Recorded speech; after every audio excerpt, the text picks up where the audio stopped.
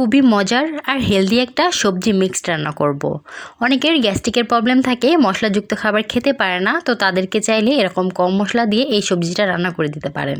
তো এই যে রান্নাটা করার জন্য একটা প্যানের মধ্যে তেল দিয়ে এর মধ্যে আমি একটু বেশি করে রসুন কুচি দিয়েছি, তার মধ্যে দিয়ে দিলাম পেঁয়াজ কুচি আর 2-3টার মতো কাঁচামরিচ ফালি।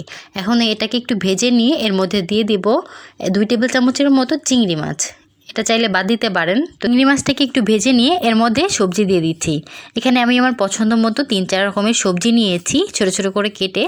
আপনারা আপনাদের পছন্দ মতো যে কোনো সবজি অ্যাড করতে পারেন। এখন এর মধ্যে পরিমাণ মতো লবণ দিয়ে দিলাম আর 1/2 চা চামচ হলুদের গুঁড়া। এখন এই সবজি মশলার সাথে খুব ভালো করে একটু ভেজে নিতে হবে।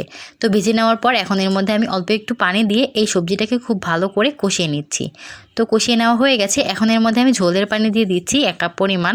তো ঝোলের পানিটাকে দিয়ে এখন ঢাকনা দিয়ে ঢেকে রান্না করে নেব।